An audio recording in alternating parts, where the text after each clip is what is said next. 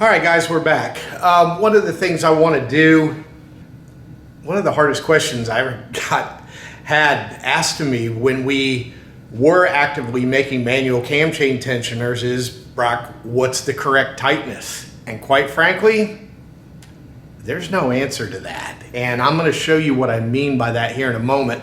I'm going to demonstrate that. But the answer is tight enough so that the cam timing doesn't jump, but not so tight that it creates an additional amount of resistance on the cam chain or tears up the cam chain guides.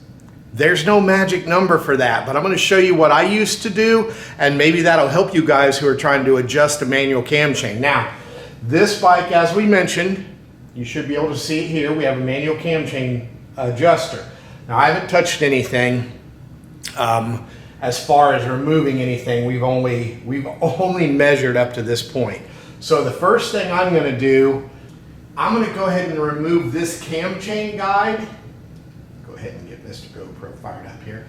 This cam chain guide here, and I'm going to give you an idea of what I used to do when I had to tighten or adjust a manual cam chain. Sorry, manual cam chain tensioner. Oh, that thing's on there. Put a rag around this to keep from, oh, no, I got it. I didn't need that knuckle anyway. I'm going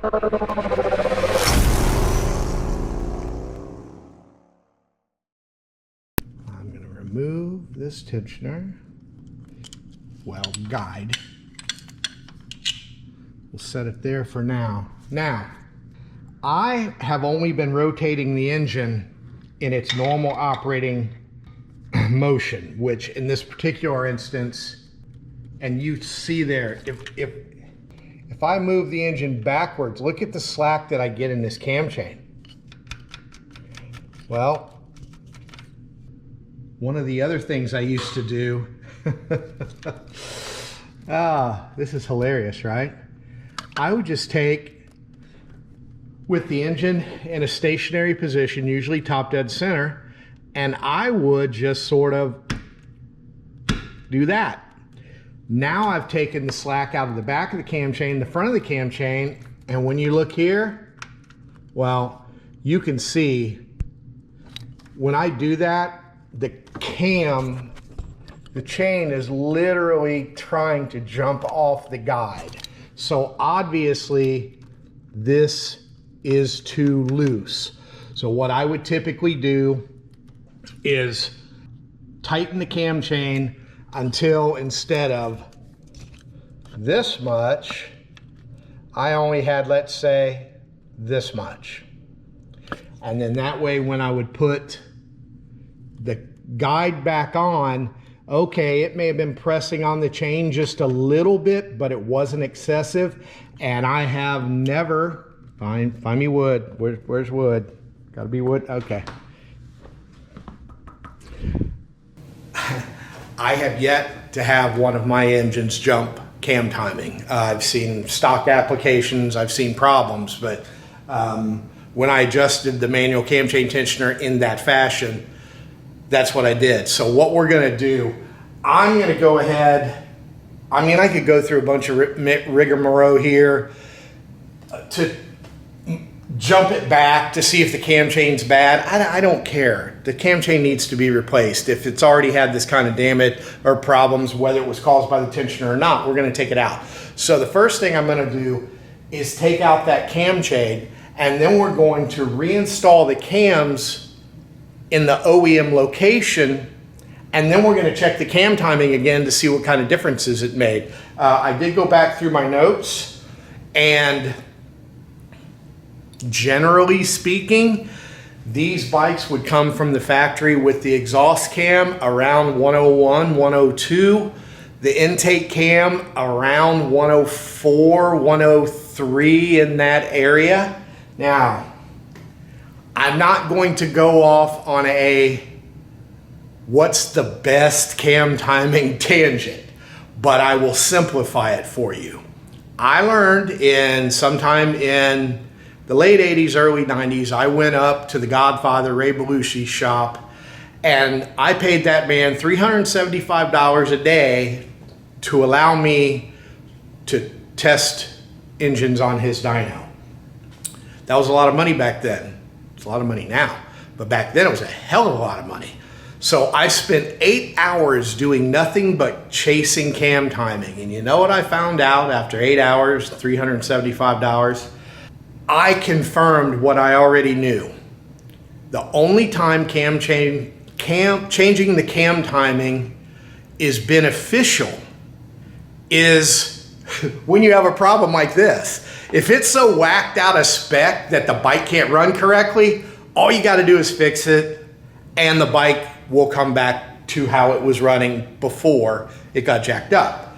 So, but Brock, everybody says, the internet says you got to put your cam timing at 107.257641. Oh God, please, seriously. Cam timing is the same as velocity stacks. It does not make power, it moves power. So the general theory back in the old days was make them wide, get that intake cam way up there, 114. That'll make the most power. Well, it does if you don't mind killing 10 or 15 all along the curve and crushing your average power. So you look at one of these bikes. Well, Brock, why would this bike have a 101 and a 103 from Suzuki? That just doesn't make any sense. How many times do I got to say it? They know more than we do. Pay attention to it. They understand. And one of the things that we used to have an engine kit where we would increase the horsepower, 30, 35 horsepower with a piston kit and cams. We pre-degreed the cams. Where did I pre-degree? Aftermarket, bigger intake and longer duration cams, 101 on the exhaust, 105 on the intake. But Brock, it's got to be much taller than that. No, it doesn't. By putting those numbers lower and tightening things up, you get all kinds of torque. But what about your peak horsepower? What about it? These have ram air. Nobody ever thinks about that. Just when you think, oh, well, in the higher RPMs, I'm losing all my power, this beautifully designed motorcycle and the ones that have come after it, start shoving your air box with more air, and the faster you go, the better job it does. So by keeping the cam numbers low, you get the benefits of the low end grunt and torque that I was talking about with these bikes, with go 200 on your way home from the dealership, peak performance with the cam timing at that piddly little 101 and 103 or 104 or whatever it happens to be. So anyway, enough rambling. Get off the cam timing thing, man. Just realize it for what it is. You can make fine adjustments, but all you're doing is robbing Peter to pay Paul. Just depends on where you're racing. That's where you want your cam timing. Where we want this cam timing right now is back to stock, because right now it's broken. I'm gonna fix it. All right, so if you look in the manual, it'll tell you how to take the cams apart. You pull off the rail, you pull off the guide. It wants you to pull the cam tensioner out. I'm actually going to leave that on right now. But one of the things you'll notice, it has a definite tightening sequence. You've got 1, 2, 3, 4, 5, 6. Now you're supposed to be stepping these. That's how you can have 1 and 2 and 5 and 6 in the same spot. Torquing always goes from the inside out. So what that means is I'm going to come over here, and I know from experience that if I just come over and I go ahead and completely remove the outside bolts and the higher, wow. Once again, there's that G.I. Joe character. Let's see if I can get that off manually.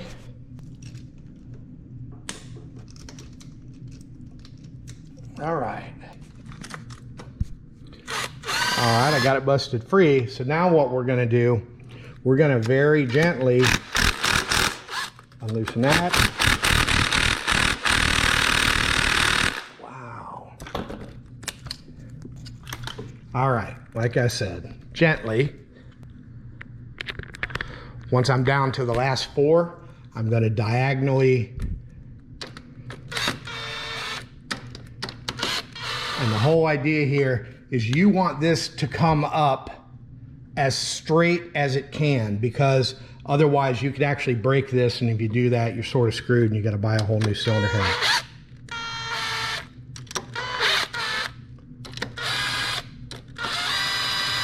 All right.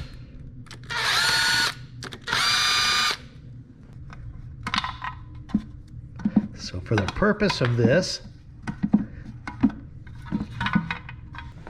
all right, I removed the seals from the top of the valve cover, and I'm gonna go ahead and put the pertinent items. Now, before I forget, I keep talking about the cam position sensor. It's located right here on the top of the valve cover. That's the bottom side. It's nothing more than a Hall effect sensor, and you can't see it here, and I don't want to rotate the engine, but there's a pin on this cam, and the pin on this cam is that sensor is measuring it every time it spins around, but I'll show you that in a little bit more detail here in a second. All right, so we have all these loose.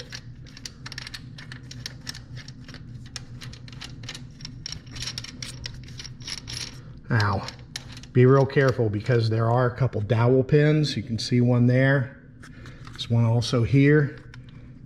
And you want to be very careful to make sure that those don't drop into the engine. One dowel, two dowel.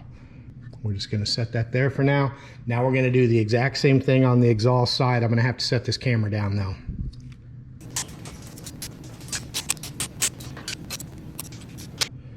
Okay, I busted all the exhaust bolts loose manually.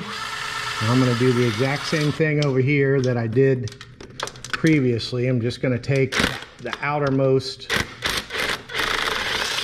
all the way loose. It's a little tight in here. I had to use a low profile socket to get number 11 over there, but I got it busted loose. So now, same deal, go ahead and pull 7 and 8, and then diagonally 4, 3, 2,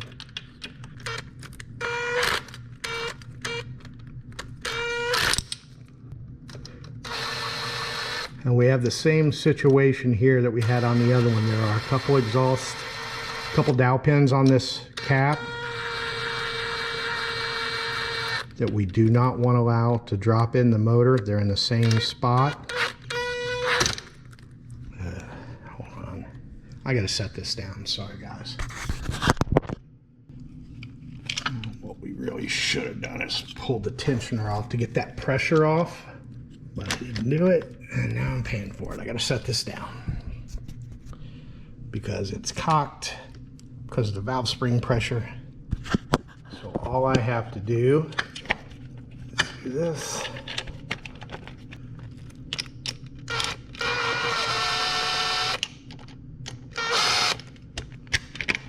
All right. So here we go. There's that dowel pin, there's that dowel pin. Everything is intact here. There's also a couple dowel pins up here at the very front of the motor. We're not going to worry about those for now. All right, so now, very simple. We're just going to lift the cam up and rotate. And that also goes to show you that there just isn't enough tension on that cam chain tensioner. I shouldn't be able to pull these out like this, but I can. So pull that off. Intake cam is now out. Exhaust cam. Actually, I'm going to grab, we don't want this exhaust cam to fit or to drop down in the, or the cam chain to drop down in the engine just yet. So we'll just sort of hold it with that. And if it falls, we'll pick it up with that. All right, so now we have the cams out of the bike. And I can show you a little bit better. These are the buckets or tappets, as the manual calls them, that the camshafts are rotating on. We're going to do a quick visual inspection here, and you could see these things look really good. Around the exhaust, you have a little bit of wear around the outside edge of the buckets, but nothing that would make me think that this bike needs to have any of this replaced. Looks like he's done a good job keeping the oil clean and keeping it changed. So this thing actually looks really, really good. If I'll go here. The other telltale is the cam journals. What do the cam journals look like? Well, you can see these things look like brand new. I'm really sure that it had Petron in it the last time that we changed the oil. The Petron does wonders. Now there are a couple, see this little half moon retaining pin here? Sort of hard to see, but those have to be in place. Otherwise the cams will move around back and forth. So that, right now we've got everything ready to switch out the old cam chain with the new one and get this thing set back up so that we can put it back together. Now, one of the things I wanted to mention, on the back side of the OEM cams, you can see the number 2, and you have the same thing on the intake cam where you can see the number 3. That's going to help us put this thing together since the engine's in the chassis and it's difficult to see the number 2 and 3 because the frame's in the way. All right, so what I'm going to do, I'm just going to grab this cam chain, protect my hand with a rag. I actually could have pulled this off earlier. Didn't really think about it because I was doing the movie, but that's okay. So now all I've got to do is undo this one nut, get this starter gear assembly off of here.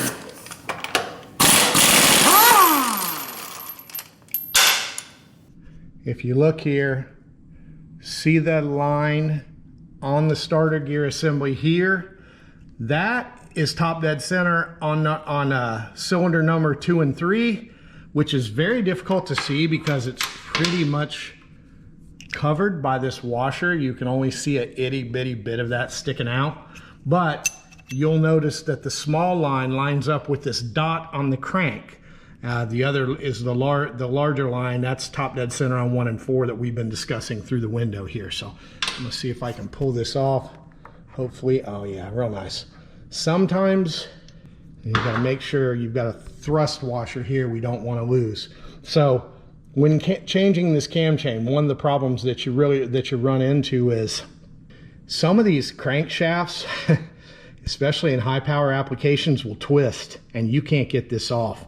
And if that's the case, you really don't have any choice but to completely replace the crankshaft, and that sucks. So what we're going to do now is we're just going to get this out of the way far enough so that I can pull this cam chain out. All right, now I'm pulling out this lower cam chain bolt, and then I'm gonna pull the cam chain unit itself out. Hopefully that'll give me enough, oh, I don't want to call it slop, but slop to be able to get the cam chain out, because this guide is sandwiched here in the head, and we certainly do not want to have to pull the head off to do this. So we're just going to make some room. Now, one thing that I just noticed, I'm not sure if you guys did, there's also a little hidden, I believe there's a nut behind that. I can't really remember, but what I'm going to do is stuff a rag in here in case it tries to fall, because we do not want that falling down in the crank. Anyway, let me get the other cam chain tensioner out here and we'll show you how we pull this out. Ironically enough, when I went to pull this out, it was not tight. And I might be able to show you one of the other things that goes on with these tensioners. Sometimes the tensioners aren't made correctly and they wear out. I won't call it prematurely because it's been in here a while, and yet again, if this was a race application. All right, I'm gonna move these cams here before we go ahead and drop everything on the ground. Go ahead and pull this little dude out. And believe me, I'm not bad-mouthing anybody's product here. This, you know, the cam chain this manual tensioner has been in here a long time, He finally ran into some problems, but we really don't know if it's the tensioner or if it's just chain stretch, natural, I don't know. And we also don't know whether we do have a problem with the tensioner, but we're gonna know that here in a matter of moments.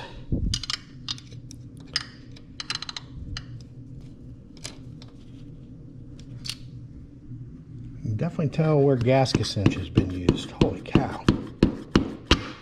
Wow. All right, go and pull this out. All right, well, as you can see, there's nothing wrong with this tensioner. It didn't wear out. It does have a bit of a flat spot on it, but I mean, is that enough to cause our problem? I don't think so. I believe it really is a combination of cam chain stretch and what happens. You can see this witness mark. So if this tensioner had been adjusted in addition in more than one spot, this would twist and you'd get another witness mark. So that tells me that this tensioner has not been adjusted since it was put in. Scott said he thought that was right around 2,000 miles. So it's been in there a long time. The bike got a lot of miles out of it, but we're just gonna go ahead and fix it now. When I say fix it, we're gonna put it back. Now, did you guys notice something? As I was pulling this apart, I see this. What the hell is that? We'll get back to that a little bit later. Right now, we have to deal with this bolt, which is also holding the cam timing or the cam chain in place, and we got to figure out a way to get that loose enough to squeak that the cam chain past it.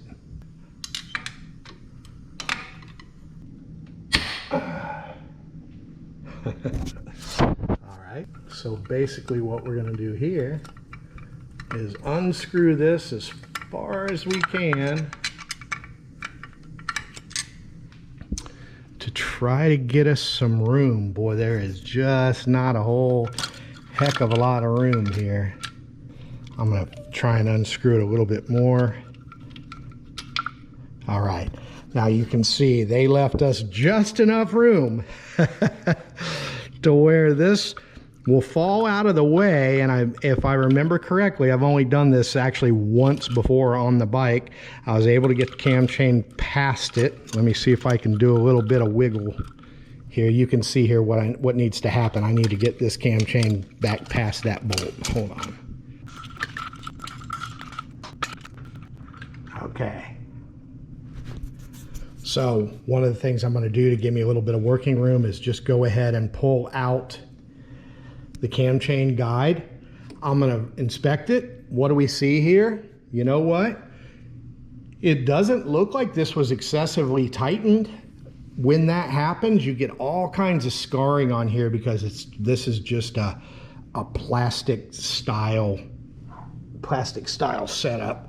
So that's encouraging. That tells me we can put this thing back together and we shouldn't have to replace this cam chain guide at all. All right, let's keep on going here, see if we can get this cam chain out. One of the things I'm gonna do, yet again, and if I can find my pointer. All right, back to what I was doing. Same deal.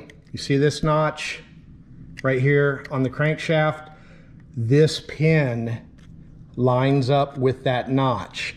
Now I'm gonna try to squeak this back. This is another one of those, if the crank is twisted, you really have problems kind of set up. I'm gonna go ahead and set this down because this camera can take over. All right, as much as I hate to do it, we're gonna have to pull this off.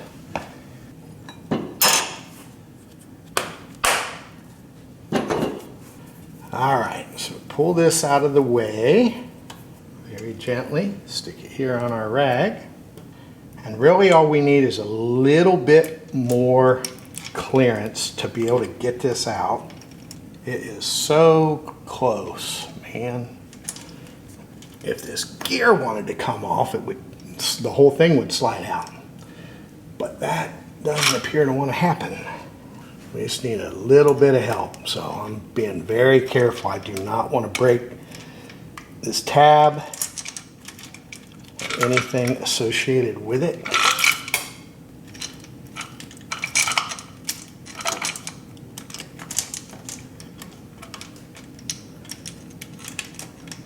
All right, that's all it took. Now, I'm sure we're stuck on Mr. Bolt up here. All right, we have it disconnected down here. We still have this bolt in the way. I'm gonna have to set the camera down so that I can weasel the chain up through there, but now that it's off here, it should allow me to twist it and shouldn't be a problem.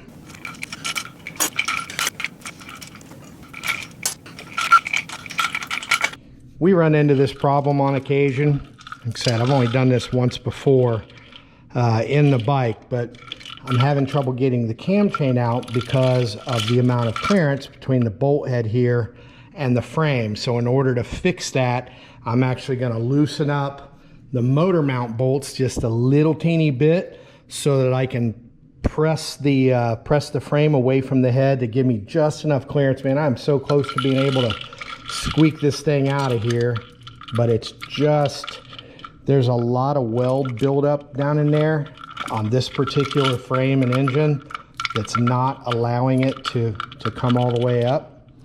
So I'm going to see what I can do about that right now.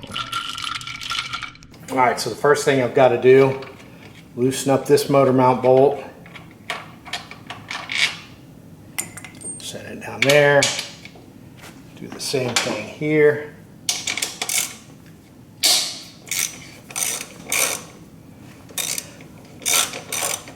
Now, let's see how these work. This has a pinch and this has a little castle nut on there.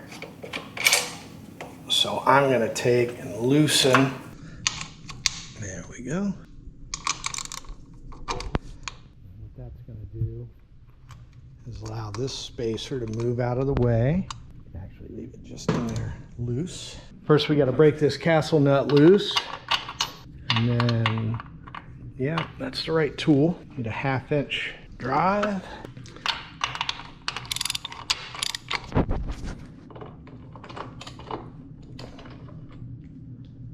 Oh wow.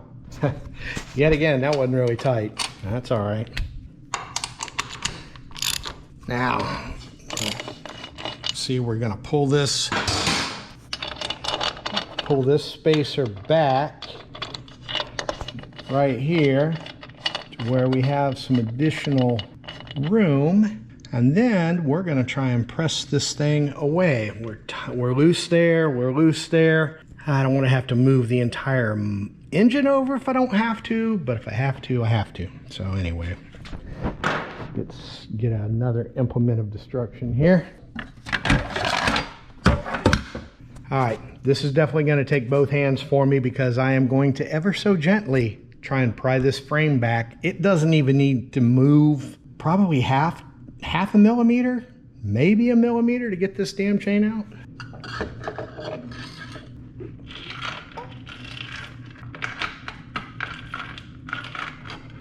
Tell you what I'm going to do. I'm going to use my head here. I'm going to use the frame to sort of push this away, and in order to do that, I'm going to have to put a piece of metal in here and use this to just sort of gently push it away, since I don't have enough hands to do what I'm trying to do and film it. All I need is just a little something to put here, and then we'll try and tighten it up. We are making progress here, folks. Just gotta spread this apart just a teeny bit more.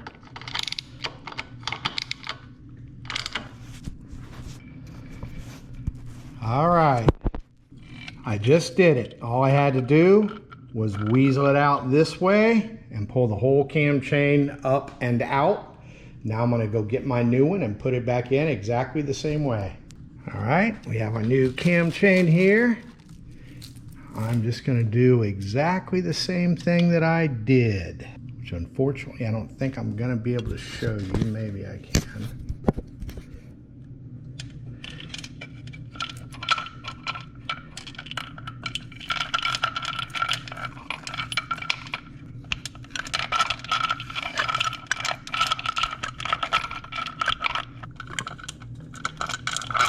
All right, now we got it. Go ahead and put this back in where it belongs so I don't have to worry about dropping the chain anymore. Yeah, let me show you what I'm doing. I'm just screwing this in with my fingers, and then we're worried about getting it down on here back onto this. Just so you know, guys, the orientation of this cam chain does not matter. It'll go in either way. We just need to get it in here without damaging anything.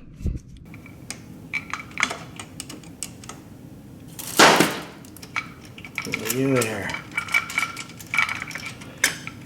All right. I weaseled that on. Went on easier than it came off. Now all we have to do is clean up the gasket surfaces. We're going to clean out this hole and this hole because these both get Loctited when we put them back together. And Loctite is glue, and glue doesn't stick to all this oil. So we're going to do that and clean off this gasket surface and properly torque this bolt right after this. All right, guys, thank goodness for old manuals. One of the things I needed to check was that the cam chain guide that was in this bike is part of the upgrade. And if you look at this old 1999 manual, you can see this is a considerably different design.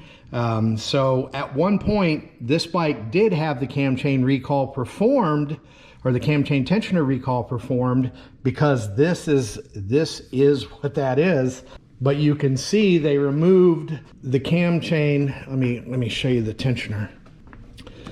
This tensioner is run by oil pressure off of the front of the engine. And when I said, damn, what is that? Well, they apparently just started drilling and tapping things until they plugged the hole.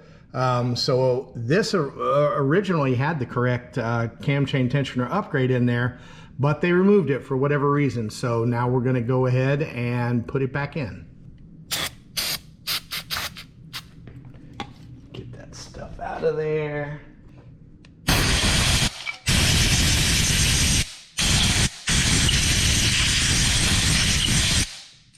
All right, let that dry. Go ahead and grab my little handy dandy magnetic holder.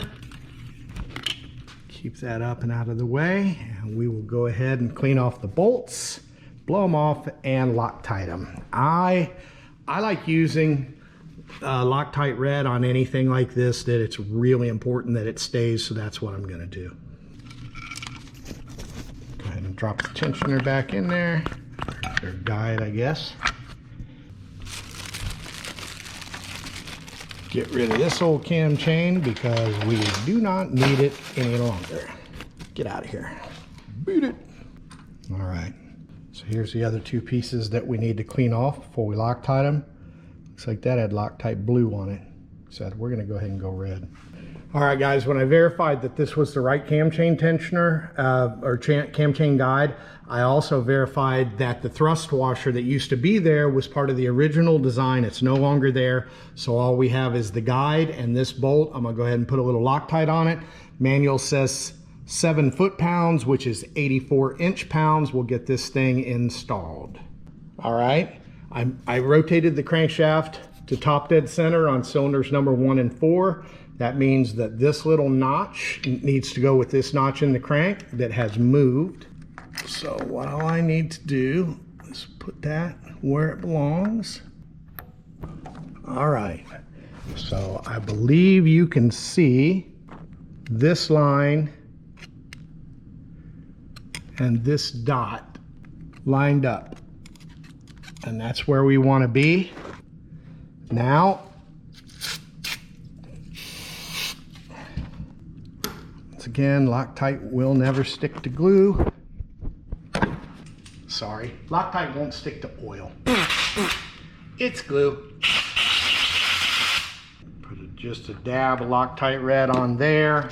And on this particular one, I honestly don't care much about the torque. I just don't want it to come loose.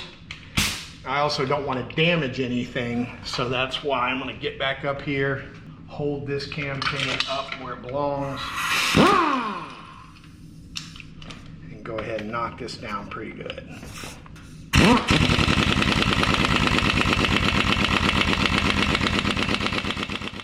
Okay, I'm gonna go ahead and tighten this up before I forget. We don't need any oil leaks or spare problems. Of course, if I use the right wrench, that would help. Just get it plenty tight so it doesn't come loose. All right, so now we have everything that we're gonna need to be able to put the cams back in the bike. Top dead center moved on me a little bit there, but I put it back to TDC.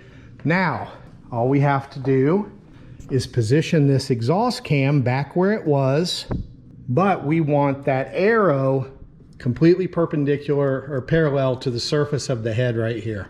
That's what we're gonna try and do next. All right, just for a refresher, there's the number 1. So all we're gonna try and do is slip this in and get that about where we want it to be. What I'm doing here is making sure I don't have any kinks in the chain. Just use something, anything, to not allow the chain to move. Go back over here, see where we're at as far as top dead center goes. This thing moves real easy. We're back to top dead center. We will try and drop this exhaust cam in and watch for that number 1 over here. I'm gonna have to get me a light and set you down. The most important part of this is making sure that we get the camshaft in the correct spot while being at top dead center on the crank without any slop in the front of the cam chain. And I'll show you how we do that here right now. All right, great example. That is in the incorrect spot. I need to rotate that cam down 1 tooth. Okay, I rotated it down.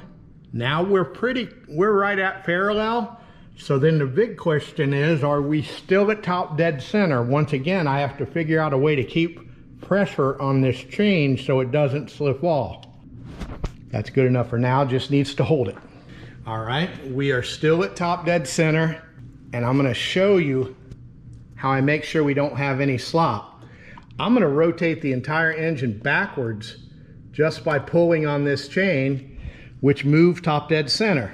Now, I'm going to very gently move back to top dead center. Oops, a little past it, that's okay.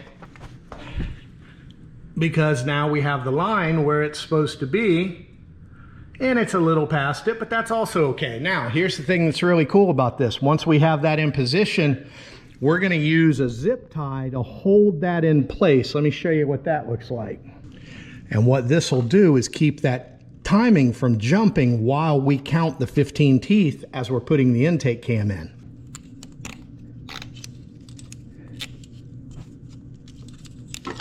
All right, that moved, but let's just put more tension back here and triple check it.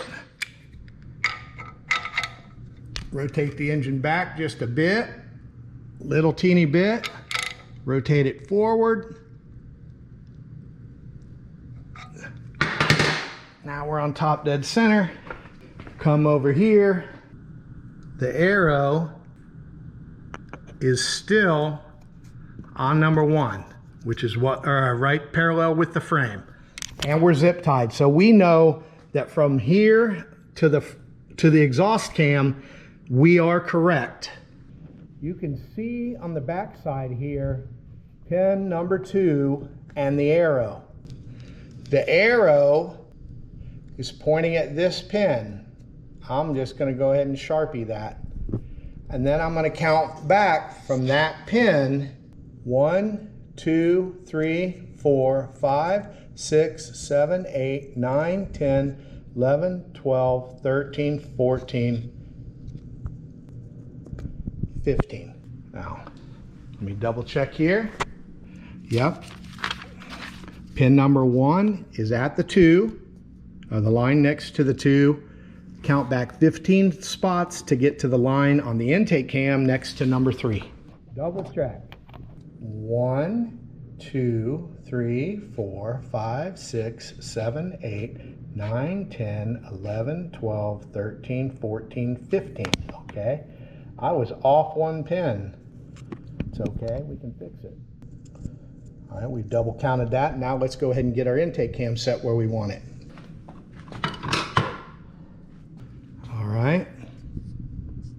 2. We want to be right here next to this arrow, next to the 3 on the pin I just marked. So I'm going to have to move out of the way here. This is really important. Yet again, we can't allow anything to move. So I'm holding tension on this as I try to find line up those pins. All right, we now have it lined up. So we're going to go ahead and set this cam in. We have our lines marked and lined up. So I'm going to put another zip tie in here just to secure the distance between the exhaust cam and the intake cam. Now we have everything all set up. It's important to get the cams in the correct position. And if you remember, the half moon clips are what determine where it goes. So these little grooves here in the bearing have to match the half moon clips.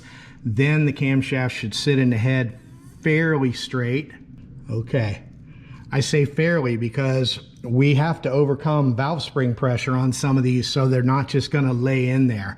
And that's where putting the cam caps back on becomes very important. I'll show you how to do that right now.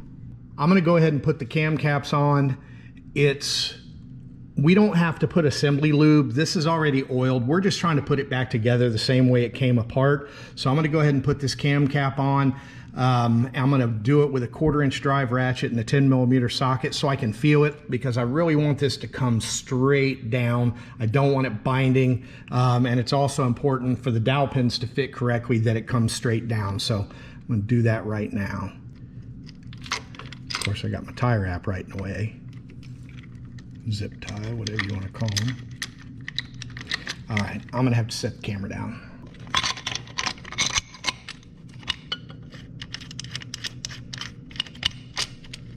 And then we're just going to follow 1, 2, 3, 4, 5, 6, 7, 8, 9, 10, 11, 12, all of them just sort of gradually. We can get as many of them started by hand as we can.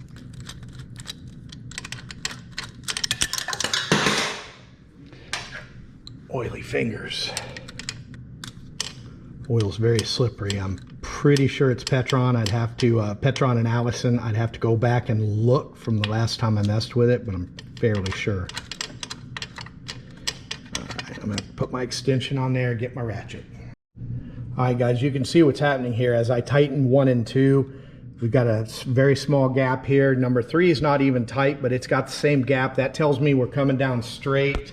We do have a little bit of a gap in the back, so I'm gonna put some more pressure on the front ones and bring this thing straight down. Just snug that real quick. This one obviously needs to come down. Go till we touch. All right, I'm starting to pull it down. Now I'm gonna come back over here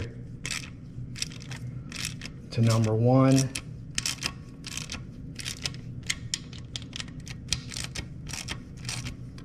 Two has pretty much touched. 4 is touched. Let's get 3 over here. 3 is snug. 4 is snug. 1 is snug. 2 is snug. All right, so now we've brought it down, it's straight. We didn't hear any pops, cracks, or anything that would indicate that we screwed up and broke something. Don't ask me, I've been there.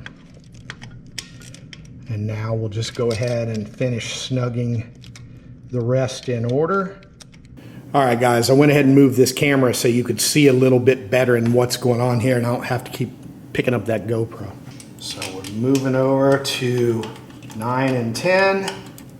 Once again, we're just snugging them. That's all. We're not putting any kind of final torque on them. Now we'll go over here to 11. It's a little difficult to get to. There's a reason I'm leaving that mirror on here, guys, which you'll see later. All right, now we're gonna go back in, snug up 7, 8, 9, 10, 11, and 12. All right, now we are simply going to do the exact same thing with the intake. You can see this pin's trying to fall out. We don't want that. That pin, it's in there good.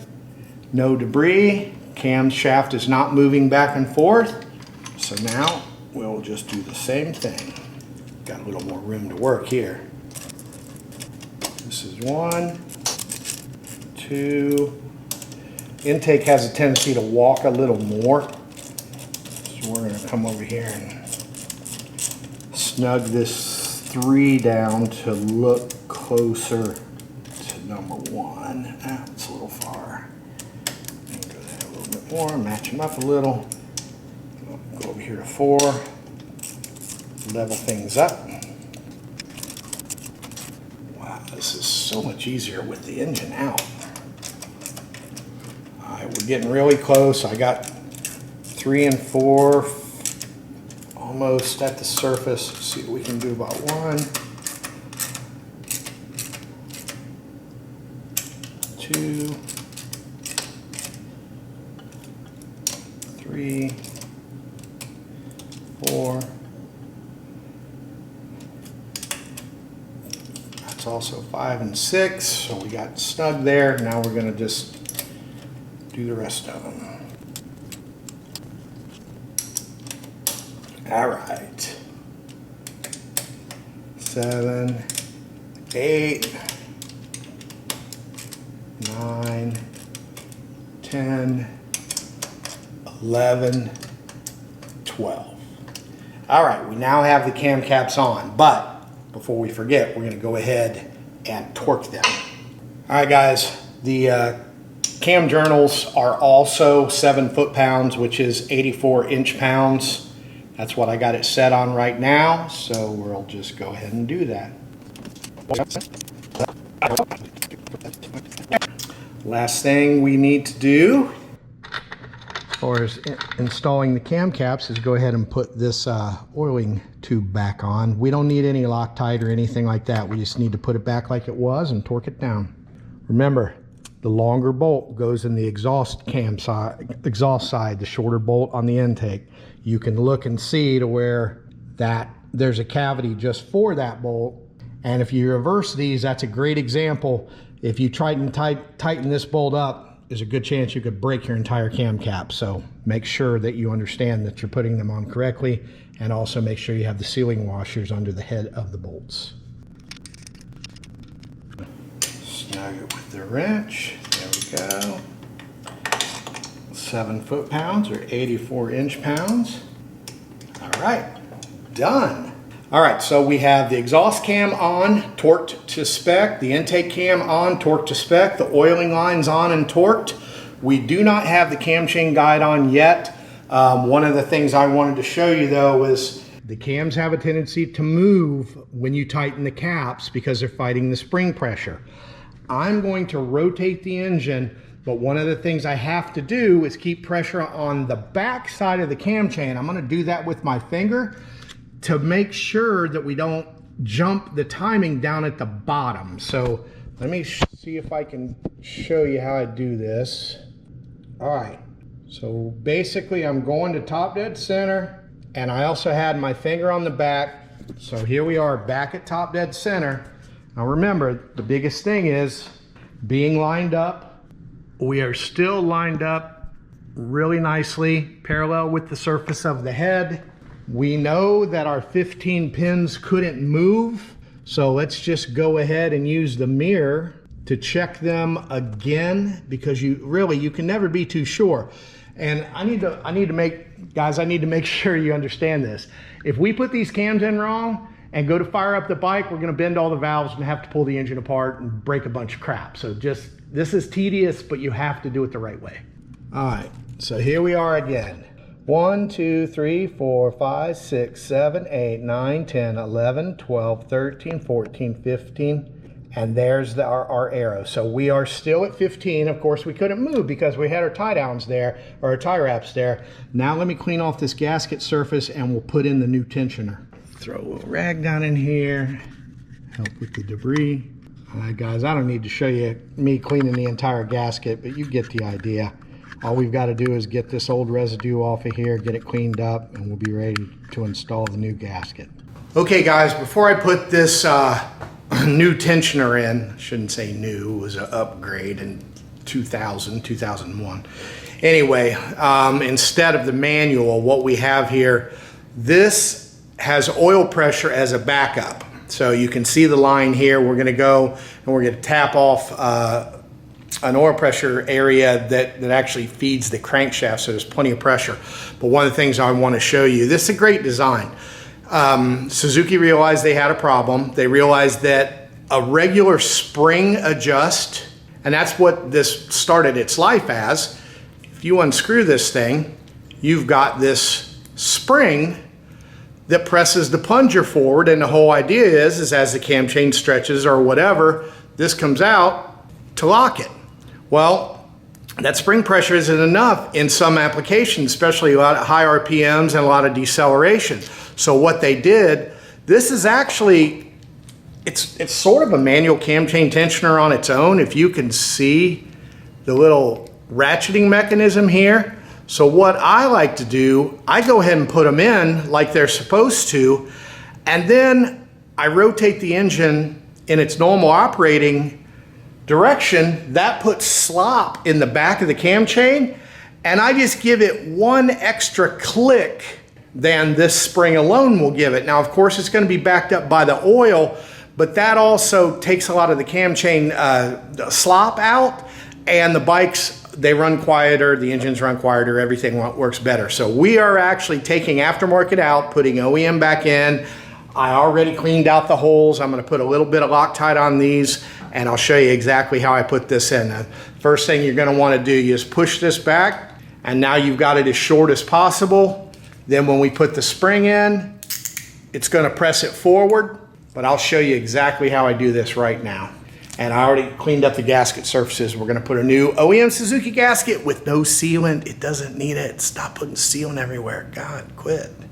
All right, so this, the orientation of the new one, is just like this. We're gonna put a little dot of Loctite on these bolts. So the oil feed line is gonna be straight, basically straight up and down. And then this is gonna route around the front. All right, right now I don't have enough clearance to be able to set this in. So let me show you what I'm gonna do here. Once again, we don't want it to jump timing, so I'm just gonna put my finger here. I'm gonna rotate the engine forward, and I can feel my finger moving forward. It's gonna give me a lot more room. And as soon as I get to the point where both cams are just starting to move, now I should be able to fit this in.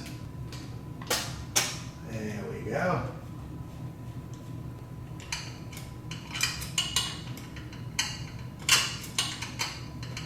All right, now I'm gonna take just a regular Allen wrench.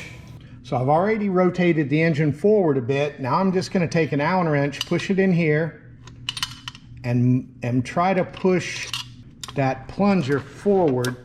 Do you hear that extra click? Now we're gonna do the exact same thing. We're gonna rotate it forward just a little bit more. We gotta watch, if we go too far, we're gonna break our zip ties. There we go, click, one little extra click. That's all we needed, right there. Now, go ahead and put the back part of the tensioner on. That spring they've got's fairly stout.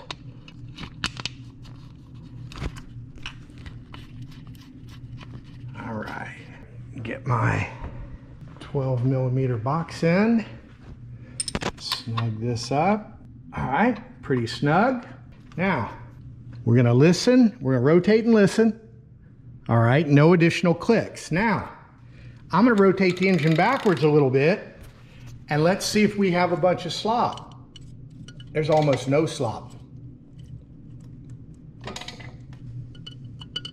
All right, so now I'm gonna go ahead and rotate us back, normal operating direction, go to top dead center. And this is how we tested it. If you remember with the manual cam chain tensioner, I'm just going to go ahead and take my hammer. What do we have? Okay, we do have some slop. Is it excessive? I don't think so. But you don't, if we didn't have some slop there, your chances of breaking the cam chain would be greatly increased. So we do want some slop there. And you also have to remember that as soon as this engine fires up, we're going to get oil in here, and it's also going to put a little additional tension on here.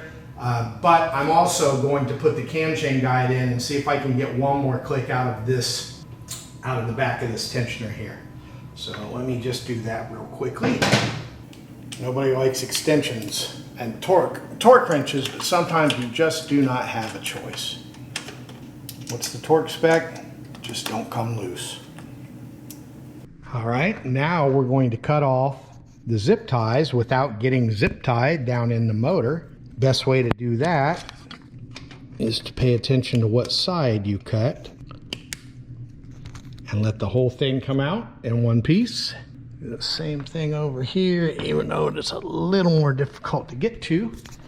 I have to turn the engine just a little more so I can get to that.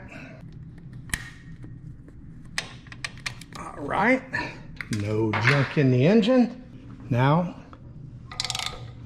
rotate it over, nice and smooth. Back to top dead center. Notch up, notch slightly forward. We are back to where we were. Now we're going to recheck the cam degree and make sure that we are where we want to be now. Actually, guys, before I get into checking the cam degree again, I'm going to go ahead and fix what I did here. I've got this a little bit tight to give me some additional clearance. I'm going to torque that to where it's supposed to be and torque this other motor mount bolt, get this all squared away, and then also see if I can make this work because I don't have the piece that I need that came with this. So let me see what I can do about that. Hopefully this is that piece and we're not dead in the water until I get another one. So guys, I just unscrewed this. It really wasn't tight at all. I know some of you got to be cringing. Oh my God, he's pushing stuff out of the way. But it really wasn't very tight. Came right back off. So everything's good there. I hate that I had to do it, but there was no other way to get that cam chain out. So anyway, all you really have to do is snug these up, tighten the jam nuts, and we'll be good to go. All right, guys, show you a little bit of this country.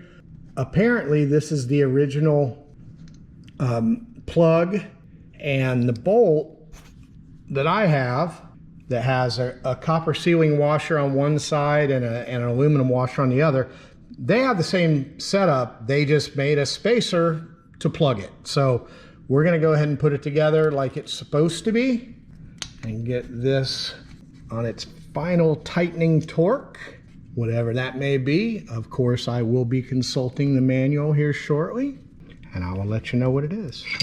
Give it a snug real quick. All right, guys, I went ahead and put the line on, ran it where it belongs. It's got a little holder there that was still there. And ironically enough, we are still at 7 inch-pounds, which is 7 foot-pounds, which is 84 inch-pounds. And now we are torqued. I'm going to go ahead and clean up this gasket, clean up the other side, and then we'll check that cam timing I keep talking about. All right, guys, we are set back up. Now we're going to check the intake cam. The only reason we're checking it first is because the dial indicator was basically already set up for the intake, so why not? Let's just go ahead and see what we've got here. We're going to roll it. Oh, look at that. I went too far already. Let's just keep on going and try again. Now remember, we didn't change anything except the cam chain. And well, I guess we also changed the position of the exhaust cam, although it could have changed naturally just because of putting in a cam chain that's not stretched. Okay, there's 50. We're 50 thousandths off the seat, and we are at 15 degrees before top dead center. Oh, after top dead center, we're on the intake. All right, so we will list 15, and then let's just go ahead. It's been a long day, guys. 1, 2, 3, 10, 20, 30. Now it's 335 lift.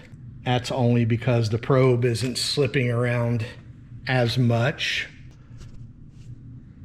3, 2, 1, and 50.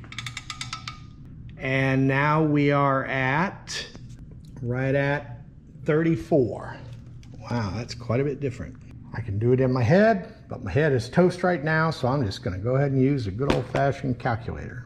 Big number, 34, minus small number, 15, equals, divided by 2, equals, plus 90, equals 99.5 on the intake.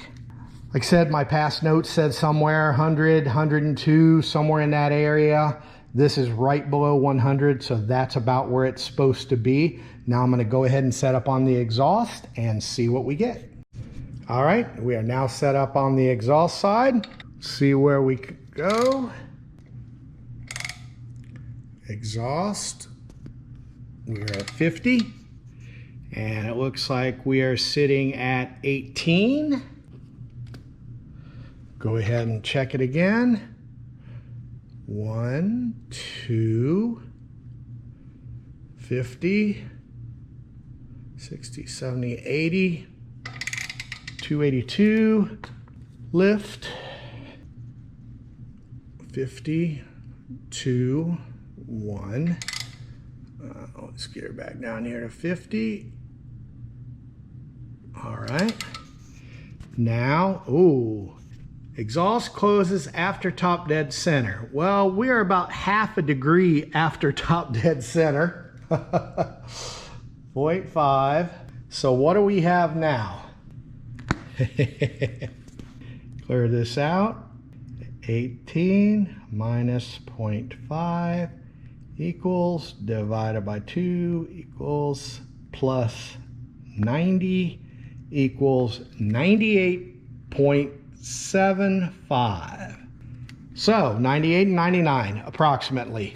That should be plenty good for what we want to do. Could we touch this up a little? Yeah, but I'll explain that to you here towards the end also, as far as exactly what we're trying to do here. Is it perfect for a 25,000 mile motor? Yeah, this is really good. This is where we want to be. Now the big question really to me is going to be, what's the real question here? Well, number one, does the bike still miss and spit and sputter? What I got to do, I've got to get some more gaskets. I got to clean up these gaskets. I'm not going to bore you with all that crap. You know how to clean gaskets and reinstall stuff. Anything of importance I will let you know about, but we're probably going to fast forward through a lot of that stuff. So my goal here is to get this bike back to where I can put the battery in it, check the cranking compression. I don't need to check leak down. It was perfect.